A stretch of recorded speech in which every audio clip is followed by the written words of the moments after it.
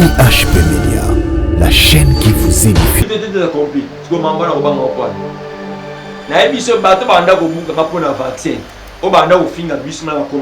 Les lots, pas sur raison. Voilà. Voilà. Nabi canal Morodia Basay la Rezali Kobanga. Où la pêche à miracle. Papa Brice foi ezali boulevard to pont. Où il y a biso dans Zambé to miracle. Il y a pas béni foi. De ce qu'on a foi là au fait miracle. C'est où l'on ta foi to que nous avons vaccin to banga na. Mais so la mu ta foi le ba biso ba ta bomba o ya Yesu. Ntali boma Yesu. La biso ba oyo. Donc on a ce qui Yesu te toi et le côté na vandi boye. Très bien. Donc notre c'est Yesu qui m'a fait produit fabriqué par Yesu. Donc Yesu ça quand nous ça boye. Donc il nous vous apporter ça l'autre mais priez seulement. Prie. Si on comme bien la commune avant on doit compter l'hôpital spirituellement. Ni roscrissé ni formation de dominer parce qu'il y a la présence il y a cause ça ange. La commune awa siko na on doit vaccin. Faut prier pour un vaccin parce que à l'époque troisième dose au moins à l'époque mokile et que na risque donc il y a troisième vague déjà va annoncer la deuxième vague. Deuxième vague déjà qui donc il y a ligue va confirmer les trucs à payer déjà. Mais crise économique il y a ma casse dans le monde. Crise aussi mara Congoté, aussi la crise économique il y a ma casse dans le monde. Voilà, vas-y message prophétique. Voilà. Crise économique il y a ma casse dans le monde. Mais ce que on dit signe mon événement que c'est les États-Unis d'Amérique. Comprendre que nous sommes arrivés maintenant vraiment nous sommes arrivés à la terre. Parce qu'il y aura un signe qui va se passer mais précisément aux États-Unis. Et professeur Oloba quand il a une mission Olo. Donc, bon, la même mission, parce que on reconnaît un prophète qui prône les choses s'accomplir. Oui, c'est ça, les lots, on a 75%. Ah, merci de Jackson, c'est pas. IHP Media, la chaîne qui vous édifie.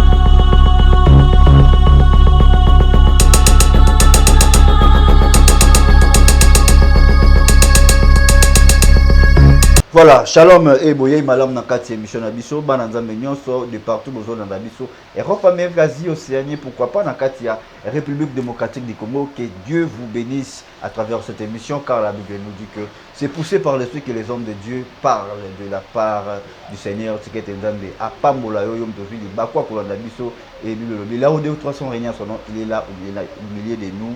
Dieu au azana biso azalana yo, le Seigneur Jésus-Christ amimon samana vina yo lokola le rémunérateur. Oui, voilà pourquoi sur ce plateau je ne suis pas seul, parce que ils en a moi actualité oyo et lingi sous banana fin de l'année oyo tu dis que mingi babana kobo ya ngokasi ebele pe ba ekokota na kati ya makambango. Et voilà pourquoi tozalaki on était obligé à kobenga l'homme de Dieu, le prophète Berlin Bishima. Bon, avant de débuter na kati ya muzindo ya message oyo, et comme d'habitude to pesara dans le coup mon maître wa sala biso moto sala biso grâce na David Azolo balobi que il est riche à bonté et par sa bonté. Voilà pourquoi to la muki les sous et na kati ya mukolo lelo to monani na nouvelle émission oyo na kati ya parlement céleste tikete nzambe apambola yo et bote musala nzambe bote papa bis bana nzambe bazolanda yo toujours de partout dans le monde partout na yebi kozanga mboto pesa bango. Shalom la pepe les dino surtout na ba linga biso te mbote na bino to za bana tata moko vraiment nzamba pambola biso de partout. Voilà, merci beaucoup. Alors tout débuter dans le sambo pour mieux pesa biso ningi ça va. Nzambe to tomboli yo oleki na lokumu likola ba nzambe nyonso. To pambolo na ngolo sali biso ya kosangisa biso mokolo lelo. Bible lobi c'est poussé par ton esprit que les hommes ont parlé. Nzambe molimo na apesa biso maloba koloba. Tika peuple kolanda biso na nzambe David l'Éternel a parlé une fois, mais moi j'ai attendu 2 fois. Si vous koloba on va comprendre dans une dimension spirituelle et dimension physique pour la gloire na kombo na Yesu de la bonne bongo. Amen. Amen, amen, amen. Zamba Pambolayo. Un grand merci derrière la caméra de Demiongo. Gladi Kawele. Merci pour la image qui toko Pessibiso Oyo et Zamba continue. Coupé Sayo Maël et Moussoussou. Et pourquoi pas Charlie Kang en montage. Vraiment, Kuna Kitoko Makasi. Nathan Mwamba, big salutation à toi. Pourquoi pas notre papa Osé Amani. Yozan Zete Papa. Biso Tozaba Foui. Et voilà pourquoi le Seigneur toujours. Merci Nengue Banabazobo Koma. Kitoko Malam Nengue. Zamba Pambola Maman GH. Mon équipe Mobimaya et HP Media, merci beaucoup. Oui papa tozongi na makolo na yo, tozongi face na yo ya koloba et bikoloba moi et l'équipe et ba semaine et l'équipe mingi et zala qui année passée quotidien année oyo affaire ya Covid-19 oyo to ebi ke bandaki na 2019 et puis 2020 et puis ils ont continué toujours peuple dédié baza toujours comme milengele et Europe avant ya kofongola ba betaki ningisa ya kozwa vaccin et puis ça qui nous na bémission belé au cas sur cette chaîne et HP Media ya koloba na tina ya ba vaccin et tebi que mingi baza qui peut contre yo ba doit ba vaccin et l'obama ki mingi na basala nzambe wa ya lobi c'est marque de la bête 666 o ya lobi na ndenge na yo ya lobi na ndenge na ye kasi yo pe ozalaki na oya yo point oyebaki na kosimba et sili bongo te ba vaccin bimaki première deuxième et lelo comme l'actualité totai kolanda awa na lopoto l'OMS a organisé les sous troisième dose où ils allaient à vaccination contre Covid-19. L'OMS s'oppose, Balobima a s'opposé à l'injection d'une troisième dose et un vaccin contre Covid-19. Alors, on a Charlie Kanga avant de répondre à mon tour et puis au sala analyse selon yo. Alors, Dede Miongu Aigle di Kaole Charlie Kanga na montage kuna bo tela biso na vidéo oyo to extrait à vidéo et puis tozonga nango to meka kolobela. Alors, suivez cet extrait et puis on se retrouve tout juste après. Suivez. IHP Media, la chaîne qui vous édifie. L'Organisation mondiale de la santé hausse le ton. Alors que l'idée d'administrer une troisième dose de vaccin contre le Covid-19 prend de l'ampleur, la scientifique en chef de l'OMS appelle les États à la prudence. IHP Media, la chaîne qui vous édifie. Voilà, merci beaucoup. Tolandi, un message à l'OMS, Organisation pour la santé, Organisation mondiale pour la santé. En tout cas, Baza pour se poser pour la troisième dose du vaccin contre le Covid-19. Alors, je dis que mais OMS la majorité c'est 75% et la vaccination à bateau déjà basé vaccin contre le Covid-19. Alors, question, il y a mon aîné de Tobaga, maman il a fait à l'élo, il va dire que vaccin est au contrôler non. Alors, je vais vous dire parce que c'est vrai qu'il y a un vaccin. Alors, bon, voilà. Merci d'abord pour l'invitation. Merci. Pour la vaccin, la FICAMI n'a pas déjà. Je dis toujours aux gens, lorsqu'ils vont faire très mal, il y a deux personnes qui vont poser la raison. Pour l'information, il y a beaucoup de gens. On va finir à mission pour commentaire. Après, on va parler de la vaccin la chose parce que papa bis, libre le bien. D'ailleurs, tu as même pas la papa. 1 Jean 5 verset 19. 1 Jean 5 verset 19. Puis le dit, nous savons que nous sommes des dieux et que le monde entier est sous la puissance du malin. Qui est le malin? C'est le diable. Mais nous sommes des dieux. Tu y es que tu as avancé. Mais mon culot est même la puissance malin. Papa, on met sur un olingo lingate, baza bateau, basimi mbongo, donc bateau, basimi santé à monde. Organisation mondiale de la santé. Bah, homme fort puissant, l'argent, baza kat na baou. Mais puisque vous êtes ensemble, ben mon qui est simba milani, la puissance à malin. Mais débat la biche de babaki, quand même débat la bababi, vaccin au boma. Vaccin marque de la bête. Il sait que vaccin marque de la bête. Marque de la bête, au canal mon lorsque l'église sera enlevée. Et par là, le Saint-Esprit partira et au code d'Asiko, marque de la bête que comme que non, avant son téléphone, il faut la cacher. Mais selon comme que non, n'a pas dans ça là. Là, ça il faut par rapport à l'épidémie mondiale. L'épidémie, ça va la proto, déjà partout dans le monde. Même nous avons dit que non, comment l'Afrique est négligée, mais n'importe quoi bien organisé. Même soins de santé Afrique, en Europe, en Afrique est différent. On dit la paix, ça va falloir la santé à vie. On dit que l'hôpital, moi-même, dernièrement, il y a l'hôpital, le Congo, nous avons couvert Nicolas Zani 3000 fois son maquis. Mais pas on dit les à bon côté. Donc, on a des assurances à santé à monter. Donc, pour la maman Covid, moi qui les a anciens, moi qui la gagne. Mais puis, ils sont pas dans le temps de vaccin. Très bien. Un vrai chrétien, on va pas vacciner. Très bien. Seulement, on va pas vacciner un chrétien. On va pas te mettre pour une mission, c'est ça qui. Papa, allez là, on a la choix, malgré la communauté qui fait le bague dans le rôle bas, mais c'est la subvention, ça, c'est ça la vie. Nabi, Kende, et le mal bosso, on met un rabat de fille, quand même, c'est que comment tu peux faire casser tes événements. Très bien. On fait comment? Je salue à passant maman, ma mise là depuis le Canada. Ma mise la femme de la nation. Elle m'a appelé, c'est une maman la soirée, elle m'a bien. Elle m'a appelé papa, je te plaît, je dois vacciner. Nga biso komi bata ngoli bosu na bino wana ata beno tonga yebisa l'hôtel attends d'abord je vais prier d'abord par rapport à ça elle va te retirer ton prier parce que ba ndela yebi toi na yo il a fait la prière a prier nga bina sanctifier na makila Yesu et la vaccin surtout ba tu bien vaccin sans vie bah te belé bah vaccin. Même mon grand frère moi il vit en France. Alors il a vaccin alors on a prié pour n'importe quel vaccin. Le loi ça comme ça là. Alors comment ça fait deuxième dose. Au moins même les docteurs avec le vaccin ne ça pas comme si on est malade. Même de ma paix ça me fait ça me test. So pour dire na cata on a Covid. On a vaccin selon les médecins. Mais ce que le non ils ont marqué la bête wandé ils ont eu au couteau non pour ça. Obi canal moko diable c'est là que ça Obama. Arme makasa diable rappel. Or arme makasa Yesu pas faire à foi. Abiso qui bwana kwa grand c'est le va monter au garçon c'est pas toi qui a Yesu. Na bato bana poto partout mutamona bisika Yesu akufa ça terre. Mutamona bisika Yesu c'est quoi ça terre. Mais ton numéro par la foi. Ensuite on numéro Yesu akufa c'est quoi pour nous Jésus est plus puissant que les vaccins. Vaccin c'est le lot. Bible me livre Corinthiens vos corps là et le temple du Saint-Esprit. Mais tout dans temple moni mosanto. Si papa, priez pour ça que nous sanctifié vaccin. Tout est sanctifié par la prière. Et par la prière papa. Très bien. Na sanctifié dans ma classe et tu crois ta prière bon tu me sur le côté. Oh de fait ben ya ba le logo moko. Aye na Covid. Là na papa. Ya ba na Covid, aye na vaccin. Ba prendre ça ce ko ba to usani. Na bo ki va Obama. Tous les bateaux les gars, ben la campagne d'abord, vaccin au moment. Et on s'en a beau. Ben oui, oui, vaccin au moment. Allez côté mon amutu.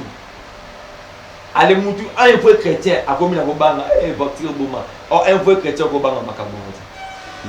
Un vrai chrétien, si tu as Jésus dans ta vie comme Seigneur et Sauveur et tu crois à la puissance de la croix, au bobanga vaccin. Mais si on doit banga vaccin, moi je on met si on a obligé troisième dose. Babida 75% dans un vaccin. Très bien. 75% dans un vaccin. Bah, monsieur camarade ne pas avoir vaccin pour faire un bon monde. Est-ce que Marc la bête, est-ce que nous avons la souveraineté naïe à cause de Mokidi, qui est fait. Bien dans la Mokidi, il y a un pouvoir naïe. Mais et péché pouvoir ailleurs sous terre contre un diable. Très bien. Diable a différence. Tout Saint-Esprit a ça là en tant que Église des Nations. Saint-Esprit est là en train d'agir nuit et jour dans nos vies. On a cette puissance-là, on a le pouvoir là. Mais pourquoi les chrétiens ont avancé, non? Chrétiens, chrétiens ont avancé, ça l'autre. Mais pourquoi on va avancé à Yes, papa? Est-ce que vaccin, est-ce que Covid est le cancer? Covid est le sida? Covid est le sida, on va appeler un antibiotique, mais si on est dans le sida, on a un cancer d'être cancer à l'utérus. Mais je connais beaucoup de gens. Il y a même des témoignages de la chaîne. La Covid, on a prié. À quel hôpital la Covid, on a prié. Oui, tout ça, on a surveillé HP Média. Si vous prenez le combat Yesu, les Nicolas, Ami, le livre Philippiens, il a récité le nom qui est au-dessus de tous les noms. Donc, Covid, il y a un combat Yesu. Vaccin, c'est un combat Yesu. Donc, si vous avez un combat Yesu, il y a un Covid. La émission qui est née. Libosa vaccin na sanctifié on a combat makila Yesu Christo. Tala. Âge de la mort à côté na kata Égypte. Abonnement tous les premières années. Ben on va la réformer, on va pour faire aller. Le problème c'est l'information. Un vrai chrétien peut avoir l'information spirituelle. Quelle est l'information spirituelle? Que Jésus-Christ est à moi. Christ à moi, c'est l'espérance de la gloire. Donc je marche avec Christ. Mais n'a pas une bonne chouette. N'a pas vaccin. Muta sumu ki na kati ede nzamba lakeli mabele mabe. Mais nzamba lakela mai mabete. O mabele uta na mai. O maloba nzamba ko lakela ngo mabete. C'est la parole de Dieu. O likola ba nzamba ba selo busute maloba nzamba le la malédiction. Ba nzamba le la malédiction. Ngo nzamba lakela mai mabete parce que l'eau c'est l'image de la parole. Mais toi chrétien tu as la parole en toi. Tu marches avec Christ. Osana Christ katinayo. Bo ba vaccin non. Ali peut tokendi. On va confirmer Roya. Pour nous arriver à Batongo Momata. Nous arrivons déjà au Scalabri en Afrique d'ici. Et puis notre docteur Mouyembe a déjà confinement dans la République démocratique du Congo. Et précisément dans la ville de ça avant le 15. Il faut pas confiner. Makambo no sto mo Roya ba Mouyembe ba nini no soto. Papa Bible dit le monde est sous la prise du malin des diables. Mais nous les chrétiens, nous sommes en Zambie, nous sommes en Makambo, nous sommes en confinement, combien de confinements de Guinée, nous avons fait ça? Moi qui le fonctionne, même joue les chrétiens, vous comprenez que tu viens la copie, on va te faire la malaria, on va te faire la typhoïde, mambo tes arrêtés. Le tomboli yango likolo komba Yesu. Na bisaka ba do vivre na Covid au na malaria, cancer, typhoïde. Parce que les maladies na mokili papa. Rougeole ne soto ya malade ba vivre comme un vaccin. Et bon la vivre na ngo. Donc on a tombola ngo likolo komba Yesu. On ça me fait wana. Mutasha mnenga na Covid ebomaka. Ngana yebisi bitu j'ai même mon Dieu en nzambe na ngasiko na épreuve. Parce que je suis un appelé je suis un appelé authentique. Moi, c'est pas un prophète fabriqué par les gens. C'est Dieu qui m'a appelé. Si toi, tu n'y crois pas, avant de vaccin, appelle-moi, je vais prier pour toi, je vais vacciner, c'est l'autre. Et tu vas témoigner. Vous n'êtes pas un prophète fabriqué par les gens. Oui. Moi, Dieu m'a pas fabriqué, c'est Dieu qui m'a appelé. Je suis un serviteur de Dieu authentique, prophète authentique et de Dieu. Et je travaille dans le surnaturel. Donc, si on croit en Jésus, moi, je crois à ta place. Même toi, tu n'as pas la foi, moi, j'ai la foi à ta place. Toi, seulement appelle-moi. Je vais prier pour toi que les gens vaccinent, appeler que prophète, je suis en vie. 3e dose. Ok, le numéro du prophète Bishima Berlin est affiché dans l'écran. Le bas Mokusiko, bateau bazotala yo partout en Europe. Oh, bazana pour tabac de la 3e dose de MSTC. Bako bengayo. Parce que le monde n'est pas on va toujours obliger l'histoire. On pose, oui. C'est une obligation. Ce qu'on met, ça a imposé en mot. N'a pas ça place au travail. Surtout dans le ministère de la conservation, ça là. Bah on va imposer besoin. Parce qu'on va pas gagner. Qu'il y ait des soins en mot. Prier. Toi, tu as toujours la prière en toi. Papa, ils ont ni marque de la bête. Bah, si moi, papa, téléphone dossier là, oh, vous avez le téléphone, oh, vous avez sur Facebook. Voilà. Vous avez sur Facebook, ah, vous avez bête. Ah, chrétien, garçon. Oui, vous avez Facebook. Ah, vous avez bête. Est-ce que vous avez dit qu'elle est là? Ils ont même, bah, dans le Covid, bien à lancer même Bilamba, mon corps, et bien, même vidéo, Bilamba 666. Le niveau déjà Angola. Oui. Ils ont envoyé ce que le niveau Angola. Oh, bah, il va te que la banane, il va te la bonne, il a pas la lata. Oh, il a banane, ils ont élu Makambo, mais assimilé la banane. Un vrai chrétien, il faut comprendre la révélation Makambo. Mais ma Covid du vaccin, oh, papa, ils ont répété bien. Ils ont ni marque de la bête. Ils avaient le rôle, mais ils ont pissement, ils ont repris facilement. Moi qui l'ai ensemble, il y a Jésus qui purifie, comme l'eau de mon côté. On va péter parce que Jésus-Christ est en toi, il est la vie, il est le chemin, la vérité et la vie de ta vie. Donc si tu marches avec Jésus, tu peux prendre les mêmes 5 doses à vaccin. On va péter. Pourquoi? Parce que tu marches avec Jésus. Jésus-Christ est plus fort que le vaccin. Jésus-Christ est plus fort que le Covid. Jésus-Christ est plus fort que tous ces gens-là. Et je voulais te dire ceci, qui te confirmer ceci. Si tu crois en Jésus comme Seigneur et Sauveur, dans ta maison, dans ta famille, Kobanga Makambo, nous sommes toujours le quartier. Yo ba ke non guide pour me lettre boy na Kobanga Nzambi parce que ça koya loko ya lobby. Covid-19 ko pexer so yate hein. Vaccin ko pexer so yate hein. Ba banga Covid ba banga lisumuté. Très bien. Problème est-ce que mon mama. Muto banga vaccin ba banga lisumuté. O vive vous ne fait ma sumo que nous li felo. Mais o banga moto banga des vaccins. O yo banga vaccin, mais on va faire un deuxième bureau. Oui, mais il y a qui m'a calme. Oh là, oh là, oh là, oh là. On va vacciner, mais nous avons les lesbiennes. On va vacciner, nous avons PD. Mais on va vacciner. On va vacciner, mais nous avons yo vina yo nous avons du mouton via Masanga, via Milangwa. Mais on va vacciner. Non, bah homme de Dieu peut pas vaccin. Est-ce que oui? Oh, pas vacciner. C'est comme ça ensemble. Il y a des hommes de Dieu fabriqués par les gens. Il y a des hommes de l'Éternel appelés authentiquement. Je ne suis pas spécial, comme Eli dit Eli.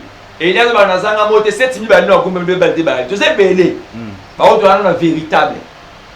Pour te dire que nous sommes même Covid, avant un vaccin, c'est comme ça, parce qu'un vrai homme de Dieu, papa, on a même poison. Si tu pries pour ça, vous savez de l'autre côté. Garçon, c'est pas. Beaucoup de gens connaissent Christ, mais beaucoup de gens n'ont pas la révélation sur Christ. Très bien. Beaucoup de gens j'ai pris Jésus, mais beaucoup de gens la révélation comme Jésus. Au moins, avant de dimension comme on a dit, comme Jésus, on a pas mal de choses. Très bien. Au moins, la même handicapé, si je crois ma propre foi, si je ne sais pas, maman m'a mis sur la bête du solo, maman m'a rencontré une coma. À sa prise à côté, comment partir, il m'a appelé à la prophète et maman. Mais yo maman comme maintenant na boni là on va encore la minute ma bino ku faté na o prier sur comme maman le ba bima koma avec prophète nous on les jeter les jeter pour me dimension foi na ko qualité. Moi je sais la personne que j'ai donné ma vie Et je connais la personne qui marche avec moi. Comment maman est-elle? La belle, comment maman Abima comment? J'ai prié pour maman avant. Et elle m'appelle de matin de crier. Pour faire tout ça ensemble, au moment Bimi en coma. Tu vois? Donc, parce que j'ai la révélation au nom de Jésus. Il y a beaucoup de gens qui ont mis la télévision. Dieu est en train de guérir les gens terribles dans mon ministère. Pourquoi? Parce que j'ai la révélation à l'homme qu'on appelle Jésus. Garçon, même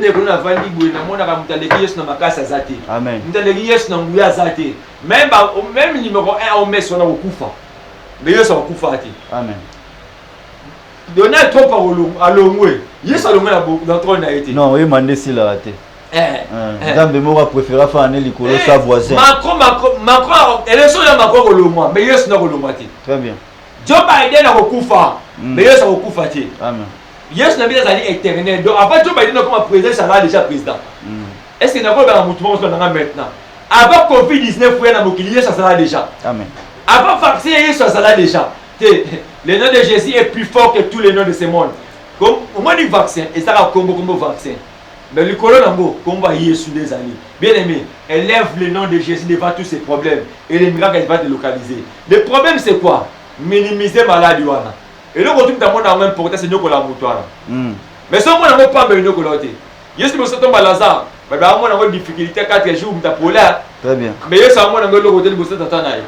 Donc, là, on trouve dans le côté et on s'est manifesté. Moi, je vous encourage. D'ailleurs, nous sommes notre première dosité. Aux Obama, aux prier. Sur la communauté, c'est quand vous. Si on a bien à priorité, on peut aller à l'hôpital. Là, il y a un vaccin, baby. Et puis, sinon, le médecin, je vais prier pour ça. Donne-moi 5 minutes. À tes arbres chrétiens, Bible de bien. La livre Corinthien. Bible, au côté de la sans arrière-passé. Surtout, nous avons béni des gens qui doivent se manifester. Très bien. Attaque ta mosquée sur la condition sans arrière-passé. La béni des gens qui doivent se manifester. Alors, bien, Josué.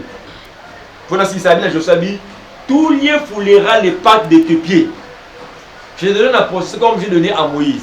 Donc, puisque tu m'as coulé un chrétien au Pessa, mais quand tu as l'hôpital là-bas, Rose Christian Baraka. Docteur, il y a une prière à lui. C'est n'est dans aucun hôpital, le docteur qui a mangé la docteur en mobilité. Et ça va, je vais le débat en bangay. Là, pour le vaccin, même à tête de 3 minutes, je sanctifie ce vaccin par ton sang. Et comme on m'a qu'il a là, et ça, il fait moi dans la tête de tout le monde. Mais ça va m'oliper. Donc, on peut dire aujourd'hui, vous avez totalement raison. Na kolobaki vaccin za 666 vaccin et bon makate vaccin eza wana pona kosonga bato n'est-ce pas? Le vaccin c'est le ko baye na mona mokili c'est non ba scientifique ba étudier ba bi poto combattre ma épidémie au faut na vaccin. Et à part on est dans le sens moro sous contraire té ko détruire le monde ko bebisa ko détruire le monde ko détruire le monde. Les belles moto ko ta couper la mokili a aussi permettre un peu comme la mokili. Est-ce que mutalingi mokili regarder la mokili azali? Arrêtez. Dieu a tant aimé le monde. Mais Emora Nzamba Lobi mais vous n'êtes pas de ce monde. Donc ça dit tout est la mingi makambo, ce qui est palpable était makambo est à mokilité, mais tout intérêt problème dessus parce qu'il y a que tout ça le roi va pèlerin. Nous sommes des pèlerins. Mais on a tendu dans un Corinthien, dans un genre de nous savons que nous sommes des dieux et que le monde entier est sous la puissance du malin. Yes, il y a mon mokili, habit général quand il est presque de ce monde. A kuchate le mot et était quatre na ngai. Et là tu vas dire Dieu sur la guitare. Parce que plus tu vas mokili, tu vas nzambe na sa mokili. Ou habit la bina Moïse qui était ferré devant Pharaon. Qui était Pharaon? Pharaon était dieu des Égyptes. Oui. Mais pas nécessairement dans d'Égypte. Bah souffrir dans des gens égyptiens. Mais jour un de la mort ta pour na ngai no so pas la pour na biso. Tout est accompli. Et le but était accompli. Parce que maman na ko banga opane. Na biso bato banda ko buka pour na vaccin. Au banda au fin biso na commentaire. Les lots va pas sur raison. Ah ben na ba privé biso ba professeur prophète prier pour na nzambe là que na mawa. Voilà, les lots va pas sur raison. Voilà, c'était bel et bien votre humble serviteur le prophète Berlin Lokoki Bishima et Toti Koyoka Ndenge Alobi et David Nabaki Sazoloba. Vous êtes de Dieu, mais pourquoi vous mourriez comme des fils des hommes? C'est-à-dire Tomie Baraté qui est aux Abanzambe. Zambe mon kalobi bana moi bana butu ba leki bana moi na maïli. Merci beaucoup. Donc, nous sommes arrivés presque à la fin de cette émission et Balandio va retenir une troisième dose. Il y a OMS et Yangoyo, on a pour ça que je dois à Kenenaï pour à une seule condition, assembler la Makila na esprit. Papa, le monde est sous la prise du malin. Troisième dose est là. Nous avons toujours bangango et l'eau est l'île de père. Nabi, canal Morodia Bassin la Rezali Kobanga. Où il y a un péché à miracle. Papa Brice, foi ezali boulevard, tout pont, où il y a un biso dans Zambé, tout un miracle. Il y a un une foi. De ce fait, on a foi dans le miracle. Si vous voulez que tu foi, tu nous as vacciné, tu vas banga. Mais si vous avez foi, le roi biso va te boma ou ya Yesu. N'tali boma Yesu. La biso ba oyo. Donc tout le monde va ce qui Yesu te toi et le côté n'a vendu boui. Très bien. Donc notre c'est Yesu qui m'a fait produit fabriqué par Yesu. Donc Yesu ça gagne ça boui. Donc nous vous avez vacciné l'autre. Mais priez seulement. Prie. Si vous avez la commune, on va compter l'hôpital spirituellement. Ni rose christian ni formation de dominer. Parce qu'il y a un ça, il y a des anges. Il y a commune à Wasiko. Il y a un vaccin. Vous priez pour un vaccin. Parce que à l'époque, troisième dose, au moins à l'époque, Mokile est un risque. Troisième vague déjà, va annoncer la deuxième vague. Troisième vague déjà qui est en ligue va confirmer les trucs à payer. Déjà. Mais crise économique, il y a ma casse dans le monde. Crise aussi mara Congoté, aussi la crise économique, il y a ma casse dans le monde. Voilà, vas-y, message prophétique. Voilà. Crise économique, il y a ma casse dans le monde. Mais ce que mon signe, mon événement, c'est les États-Unis d'Amérique. Comprenez que nous sommes arrivés maintenant, vraiment nous sommes arrivés à la télé. Parce qu'il y aura un signe qui va se passer, mais précisément aux États-Unis. Et, professeur, quand il y a une mission, donc, bon, il y a une mission parce que on reconnaît un professeur qui prend les choses s'accomplir. Oui, nous avons c'est ça, le lot on a 75%. Ah, merci de l'action, c'est pas. Dans le but, il y aura une événement au sein de précisément les États-Unis. Il y aura une autorité États-Unis au Kouya. Et ce qui est passé cet événement-là, comprend que maintenant, la trompette, maintenant, Europe, ce qu'on n'a pas entendu pour nous. Parce qu'après l'événement, c'est maintenant, il y a un bouleversement dans le monde. Dans le monde. Eux, on dit maman dans le monde. Mais, étant donné que nous sommes arrivés au temps du soir. L'épouse, Alnaya. L'épouse, Alnaya. Alnaya déjà. À la porte, on a monté mille là. On a un vaccin. On a un Covid, on a un Yesu. Très bien. Tant on a un Zambé. Pesa vie dans le sol, pesa vie dans Yesu. Tu as moteur, papa. On va peine en Covid-19 pour qu'il ne le fasse. On va pas Covid-19 pour qu'il filme. Ouais, mais Ali, donne toujours ta vie à Jésus. Très bien. Pesa bon, Yesu a l'équipe nyonso, Yesu a l'équipe bongo, a l'équipe basi, a l'équipe masango ozolula lelo, a l'équipe kobo ozolula Yesu a l'équipe amo. Pesa vie dans Yesu. Ce qu'on a un vaccin, ça va tout. Vous êtes là toujours pour critiquer les hommes de Dieu, injurier les hommes de Dieu. Appelle l'homme de Dieu. Papa, on est d'accord, on a été. Il a dit, on explique clair. Moi, j'ai mis mon Dieu en épreuve aujourd'hui. Parce que je suis parmi les premiers prophètes. On a commencé à mettre le vaccin d'abord. Non, vous êtes le premier prophète. Les premiers prophètes, pas parmi. Les premiers prophètes. Il aura même en privé. Il y a un chaîne mais au moins une dimension cinéma comme Covid, aux autres rayon, nous avons surtout. Mais j'ai fait des émissions, aujourd'hui les gens m'appellent, me disent que le prophète a raison. Ils ont gloire à la biche, la gloire à Jésus, parce que non, on connaît les critiques. Les critiques disent que non, Marc les bêtes, Vénus, l'église sera enlevée. Que Dieu vous bénisse partout où vous êtes. Et sur le mot Zabiso, si on doit convaincre, on doit vaccin. C'est aussi un problème qui dérange. Donnez le numéro pour nos bateaux basés en audio, mais pour nos bateaux basés en visuel, le numéro il y a prophète Berlin les a affiché. C'est pour nos bateaux basés en audio. Ouais, dans la vision audio, le numéro est plus 243 89 54 53 55. Plus 243 89 54 53 55. Sur Facebook, on met prophète Berlin Lukoki. Sur Facebook. Sur ma page Facebook, j'ai annoncé dans Zambie. Oui. Même dans l'émission, nous avons 20 jours mon corps à prière. Nous avons le lobby le premier. Oui. Nous aussi, c'est le 20 décembre. Nous avons prié chaque jour à partir de 0h à 1h du matin. Et ça, rassemblement de fils de tonnerre. Les fils de tonnerre, nous avons Zambie à part. Nous avons Jax. Il y a un fils de tonnerre. C'est un livre de ligue. C'est des livres de ligue. Zamba longola 3 disciples n'étaient bon à part avec mon fils de tonnerre. Les premier rassemblement ma fils de tonnerre. Quand nous prions chaque jour, le seul qui participer à la requête de prière à Lille. Et nega lukanga la page na Facebook au petit prophète Berlin Luko qui officiel. C'est ma page Facebook. On a nous a dit donc chaque jour, là on a le lobby le premier la minuit. Chaque jour, thème et aller parler sur les psaumes 94. Donc c'est une appel lancé, inviter même les membres de ta famille. 0 heure. Pourquoi la police 0 heure à 1 heure? Il y aura je vais venir expliquer cela même dans l'autre émission. Mais merci on sera beaucoup. toujours en prière. Merci. Que Dieu vous bénisse. Tout en ayant toujours tous les maraïotés parce qu'à travers eux, on l'a révélé ma commis. Nous avons révélation pour nous. Voilà, peuple de Dieu, nous sommes arrivés à la fin de cette émission. Je dis un grand merci à vous tous de nous avoir suivis. Un grand merci à Nabalanza Menyoso, à serviteur, à servant de Dieu, Kolo Apambola Bino, vraiment, Kitoko Mingi. Et si vous aimez cette émission, il faut continuer toujours à dire un grand merci à celui qu'on appelle Dédé Nyongo, Aigle du Kawele. Merci pour notre Kitoko. Merci à toute l'équipe. Il y a EHP Media. Merci à notre maman GH. Il y a papa Ozeamani. Merci à papa Anderson et à maman Tony Hortense. Merci beaucoup à peuple de Dieu. Vous avez scotché branché pour notre Colonel Bisso. Et nous sommes déjà arrivés à la fin. Papa, je vais tout abonner à tout le Alpha. À ce que ça n'a plus le Oméga. Merci. Seigneur, tout le monde est lié. La qualité à Banayo, puis à Bassali Nayo. Recommandez peuple dans ça le beaucoup. Là, il dit, vous connaîtrez la vérité et la vérité vous affranchira. C'est un peuple où il comprend la vérité à l'ensemble. Tout le monde le point à rencontre.